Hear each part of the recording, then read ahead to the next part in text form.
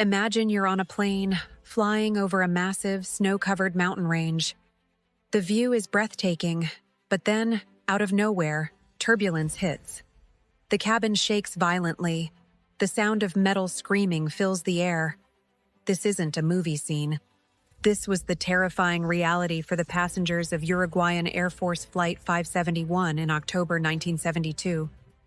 It was supposed to be a simple trip to Chile for a young rugby team, their friends and family. But this ordinary flight would become one of the most extraordinary and harrowing survival stories in human history. For 72 days, they were trapped in the frozen heart of the Andes Mountains. Of the 45 people on board, only 16 would make it out alive. This is their story. On October 12, 1972, a Fairchild military plane took off from Montevideo, Uruguay. Aboard were the members of the Old Christians Club rugby team, excited for their upcoming match in Santiago. The mood was cheerful, full of laughter and anticipation. But bad weather forced them to make an unexpected overnight stop in Mendoza, Argentina. The next day, the sky was still a mess of thick clouds and fierce winds. Despite the conditions, the pilots made the fateful decision to continue the journey at 2:18 in the afternoon. They were flying into a storm, straight into the formidable wall of the Andes. As the plane crossed the mountain range, a critical navigational error occurred. The pilot, believing they had already cleared the highest peaks, began his descent toward what he thought was Santiago. But shrouded by the dense cloud cover, massive, jagged mountains rose up to meet them. At 3:34 p.m., disaster struck. The plane's right wing clipped a mountain ridge and was torn clean off. The impact sent the aircraft into a terrifying spiral. Moments later, the left wing was ripped away, followed by the tail section. The main fuselage, now a metal tube of chaos and screams, slid down a snowy glacier for nearly half a mile before finally coming to a violent stop. The sudden, deafening silence was broken only by the cries of the injured. 12 people were dead. The survivors, dazed and terrified, found themselves stranded at over 11,000 feet, surrounded by an endless expanse of snow and ice. They were alive, but their nightmare was just beginning. As daylight faded, the crushing reality of their situation sank in. The nights were brutally cold, with temperatures plummeting to 30 degrees below 0 Celsius. Their only shelter was the broken fuselage, a flimsy shield against the unforgiving mountain. With only a small transistor radio, they clung to hope, listening for news of a rescue. Then, the devastating blow. After days of searching, the official rescue operations were called off.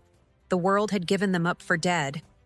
Their food supply was tragically small: a few chocolate bars, some biscuits, and a handful of wine bottles. It ran out quickly. As starvation began to set in, they were forced to confront a decision that would haunt them forever. To survive, they had to consume the bodies of their deceased friends and teammates. It was a horrific, unthinkable choice, but it was a choice for life. It remains one of the most agonizing yet honest acts of survival ever documented. Just when they thought things couldn't get any worse, on the night of October 29th, a thunderous roar echoed through the valley. An avalanche crashed down upon the fuselage, burying them alive in a tomb of snow. 8 more people lost their lives that night, suffocated in the darkness. Now, only 19 remained. Trapped and in total blackness, they fought for every breath, digging frantically to create air pockets and clear a path to the surface. In the frozen silence, they took turns clearing the vents, their whispers and prayers the only sound in the suffocating dark.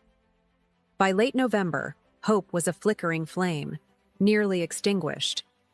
With their friends dying around them, 3 of the strongest survivors, Nando Parado, Roberto Canessa, and Antonio Vizintin, decided to do the impossible. They would hike out of the mountains to find help. They had no mountaineering gear, only scraps of fabric sewn together to make a makeshift sleeping bag. Carrying small portions of frozen flesh, they set off into the vast white wilderness. The temperatures were excruciating.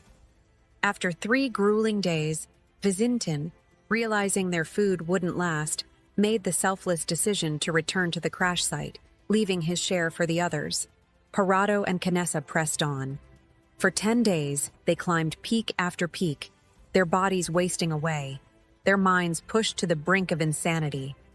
Finally, exhausted and near death, they stumbled into a valley. There, in the distance, they saw him, a lone Chilean herdsman named Sergio Catalan. Their ordeal was almost over. On December 20th, 1972, the sound of helicopter blades sliced through the Andean silence. The rescue team located the wreckage.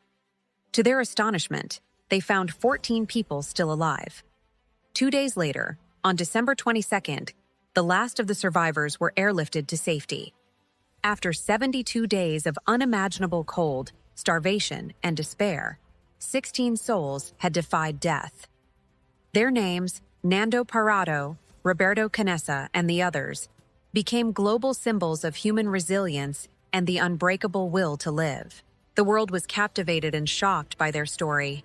Headlines sensationalized their survival, but the survivors themselves spoke with a profound sense of dignity.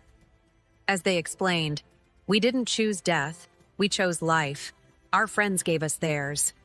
Their incredible ordeal has been immortalized in books like Alive and Miracle in the Andes, and most recently, the powerful film Society of the Snow.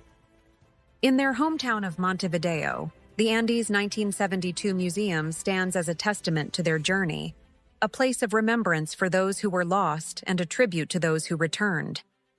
This wasn't just a plane crash, it was a profound test of the human spirit, a story about hope, endurance, and the primal fight for life when all seems lost. For 72 days, they faced the impossible and refused to surrender.